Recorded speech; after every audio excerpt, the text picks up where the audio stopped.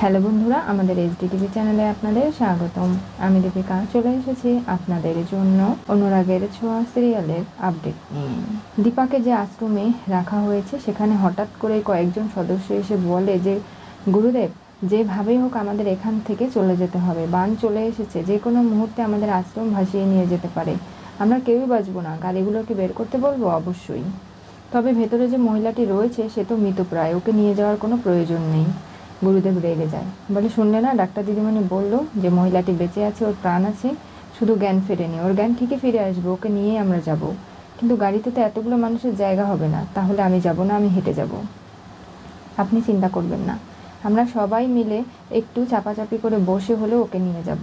ঠিক আছে, তাহলে গাড়ি বের করতে বলো। রূপা ঘুম থেকে উঠেই ভাবতে লাগে যে সে আশ্রমে যে গিয়েছিল ওই মহিলাটি হয়তো তার মা হবে। মামা গন্ধ পেয়েছিল সে, তাকে ওখানে গিয়ে পৌঁছাতে হবে। কিন্তু কি করে সে পৌঁছাবে? এখানে যত বাধার সম্মুখীন তাকে হতে হচ্ছে। কিরে রূপা, তুই গিয়েছিলিস কেন আমাকে বল। আমার মায়ের কথা খুব মনে পড়ছিল। আমার মা বেঁচে আছে তো? আমি কোনোদিনও আর মায়ের কাছে ফিরতে পারবো? আমার সব কিছু শেষ হয়ে গেল। কে বলেছে? তুই যদি নিজেই বেঁচে না থাকিস তাহলে সব কিছু কী করে শেষ হয়ে যাবে আমাকে বলতে পারিস কি? দেখ, আগে তুই খেয়ে দিয়ে সুস্থ থাক, ভালো থাক, তারপরে দেখবি একদিন ঠিক তোর মা বাবার কাছে যেতে পারবি। বান চলে এসেছে, 3 দিন পর্যন্ত কোনোভাবেই বাইরে বেরোনো যাবে না। আমাদেরই বাড়িঘর ভাসিয়ে নিয়ে যায় নাকি সেটাই আগে দেখ।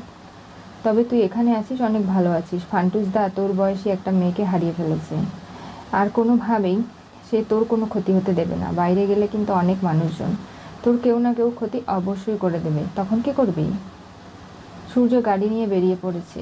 সোনাকে কথা দিয়েছে যে যেভাবেই হোক দীপা এবং রূপাকে ফিরিয়ে আনবে সে। তার জন্য হঠাৎ করেই মাঝপথে গাড়ি থামিয়ে দেয় পুলিশ, বলে কোথায় যাচ্ছেন আপনি?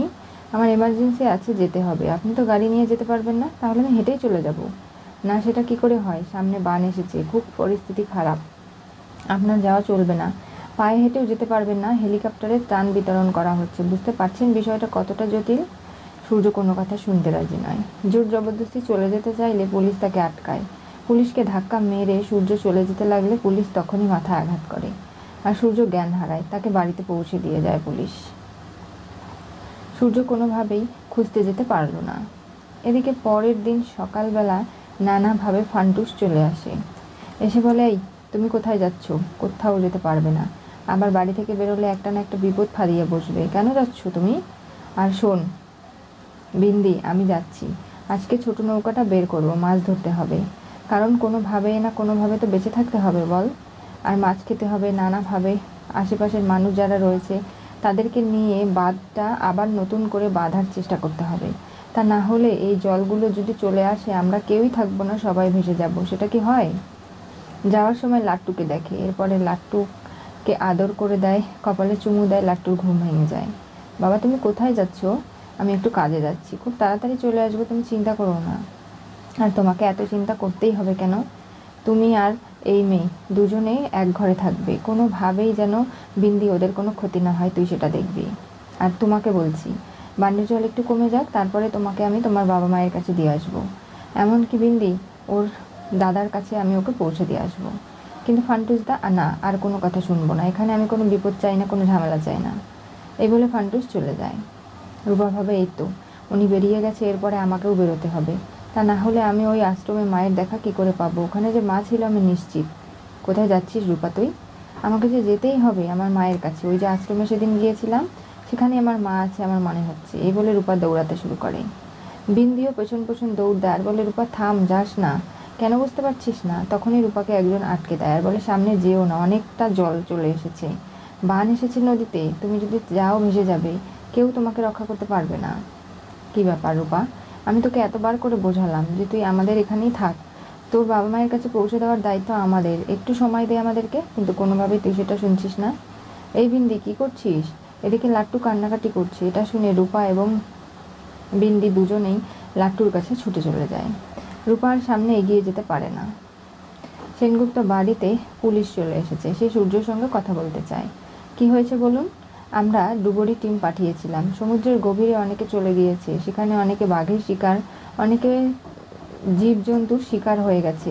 আর তার থেকেও বড় কথা, আপনার মেয়ে এবং বউয়ের কিছু জিনিস আমরা পেয়েছি। এই যে কানের দুলটা, যেটা আপনার বউয়ের ছবি দিয়েছিলেন, সেখান থেকে পেয়েছি, আর এটা আপনার মেয়ের হয়তো জুতো হবে। এসব কি বলছেন আপনি?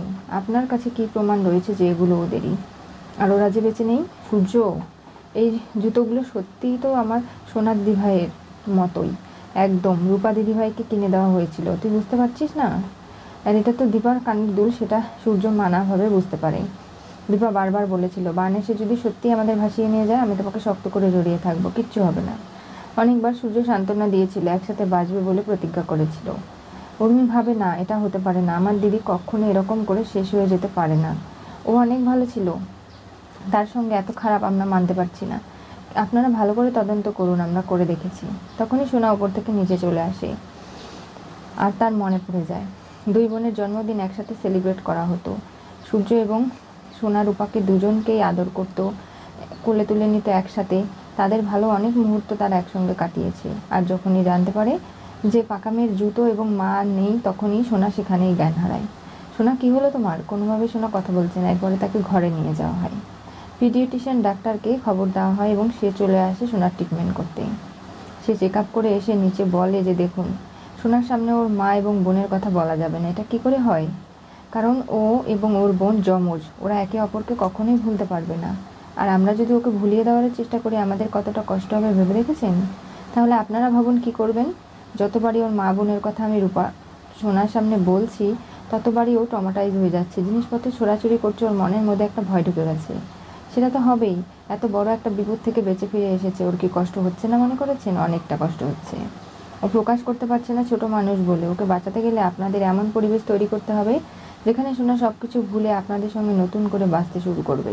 তা না হলে কিন্তু আমি জানি না কি হবে। আমাদের তাহলে কি করতে হবে? আপনারাই ভেবে দেখুন যে সোনা কি করতে ভালোবাসে, আর সেগুলো মোতাবেকই আপনাদের কোনো না কোনো কিছু একটা করতে হবে। লাবণ্য বলে, এটা কি করে সম্ভব বলুন আপনি? সেটা তো আপনাদের ভাবতে হবে। আপনাদের নাতনিকে বাঁচাতে গেলে এর থেকে বড় পথ আর কিচ্ছু হতে পারে না। আমি একজন ডাক্তার হয়ে বলছি, যা কিছু হচ্ছে এটা সোনার জন্য কিন্তু খুব খারাপ। ও কথা পর্যন্ত এখন পর্যন্ত বলেনি। ও এরকম ট্রমাটাইজ হয়ে থাকলে পরবর্তীতে কিন্তু ওর আরও বড় ক্ষতি হয়ে যেতে পারে। ও শেষও হয়ে যেতে পারে। আপনারা একজনকে হারিয়েছেন, আর একজনকেও হারাতে বসবেন। তখনই সূর্য সিদ্ধান্ত নেয় যে না, সোনা এবং রূপার যেহেতু জন্মদিন একদিনেই, তাই সোনার জন্মদিন সে ধুমধাম করে পালন করবে, পরিবারের সবাইকে সঙ্গে নিয়ে। এর বাইরে আর কোনো কথা হবে না। এদিকে রূপাও সেই গ্রাম থেকে নানাভাবে চেষ্টা চালিয়ে যাচ্ছে। কি করে সে তার মা বাবার বাড়িতে ফিরবে? তার তো ঠিকানা, জায়গার নাম সব কিছু বাড়িটারই মনে আছে। সে সেনগুপ্ত বাড়ির দরজায় এসে দেখতে পারে সেখানে বেলুন লাগানো, সুন্দর করে সাজানো হয়েছে। বাড়ির ভেতর থেকে হ্যাপি বার্থডে গান আসছে, যেটা শুনে রূপার খুব কষ্ট হয়। বলে, বাবা, আমি ভেবেছিলাম তোমরা আমাকে না পেয়ে খুব কষ্টে আছো। আমার মাও ভেসে চলে গেল, আকাশের তারা হয়ে গেল। নাকি বেঁচে আছে আমি জানি না, তবে আমি কোনোদিনও আর সেনগুপ্ত বাড়িতে ফিরে আসবো না। তোমরা আমাকে ছেড়ে ভালোই আছো। সোনার জন্মদিন পালন করা হচ্ছে রূপাকে ছেড়ে, এর থেকে বড় কষ্টের আর কি হতে পারে? তোমরা এত সহজে পারলে বাবা আমাকে এরকম করে ভুলে যেতে? ফান্টুসের উপর অ্যাটাক করে গুন্ডারা। তখনই রূপা দূর থেকে সেটা দেখে অবাক হয়ে যায়। ইট দিয়ে তাদের মাথায় ছুঁড়ে মারে, তারা আঘাত পায়। এরপরে ফান্টুসকে লাঠি দিয়ে মাথায় আঘাত করলে ফান্টুস আরেক হাত দিয়ে প্রতিহত করে। সেই গুন্ডা দুটোকে মারধর করে সেখান থেকে ভাগায়। রূপাকে বলে, তুমি এখানে কেন এসেছো? তুমি চলে যাও। না, যাবো না। রূপাকে বাঁচানোর জন্য মরিয়া হয়ে থাকে ফান্টুস। রূপাকে বাঁচাতে গিয়ে মাথায় আঘাত পেয়ে জ্ঞান হারিয়ে ফেলে। তখনই রূপা নিজের জামা ছিঁড়ে ফান্টুসের মাথায় পট্টি করে দেয়। কিন্তু এই এত বড় লোকটাকে রূপা তো টেনে বাড়িতে নিয়ে যেতে পারবে না। কিভাবে বাঁচাবে সেটাও সে জানে না। তাই নানাভাবে সে চেষ্টা চালিয়ে যাচ্ছে, এমনকি বিন্দিকেও ডেকে আনার পরিকল্পনা করেছে। কি হতে চলেছে অনুরাগের ছোঁয়া সিরিয়ালের পরবর্তী টুইস্টে? সোনার ধুমধাম করে জন্মদিনে রূপা অভিমান করে সূর্যের কাছে ফিরবে না জানালো। আজকে যেভাবে রূপা সেনগুপ্ত বাড়িতে বুকভরা আশা নিয়ে ফিরে যাচ্ছে, তাতে তার প্রচণ্ড কষ্ট হয়েছে। সে ভাবতেও পারেনি যে আসলে এরকমটা তার সঙ্গে ঘটবে। ফান্টুস মানুষটা ওপরে খারাপ হলেও বাচ্চাদের খুব ভালোবাসে। সে রূপাকে কোলে তুলে নিয়েছে, রূপাকে চেনে না পর্যন্ত, তাও বাবার ভালোবাসা দিয়েছে। এমনকি ফান্টুস নিজে মার খেয়েও রূপাকে বাঁচানোর চেষ্টা করেছে। ওই বাচ্চা চুরি করে বিক্রি করা লোকগুলোর হাত থেকে রূপাকে রক্ষা করেছে।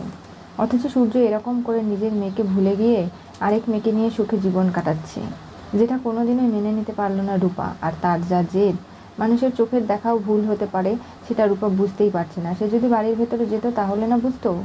সোনা কতটা অসুস্থ, তাকে সুস্থ করতে এই পরিকল্পনা সূর্যের, কিন্তু সেটা করতে গিয়ে আবার রূপার কাছে খারাপ হয়ে গেল। এদিকে দীপাকে নিয়ে অন্য আশ্রমে শিফট করে গেল সবাই। তাহলে রূপা এবার কোথায় থাকবে? সত্যিই কি ওই গ্রামেই হবে রূপার জীবন? পরিচালনা জানতে চোখ রাখতে হবে আমাদের চ্যানেলে। পাশে থাকা বেল আইকনটি অবশ্যই করে ক্লিক করুন।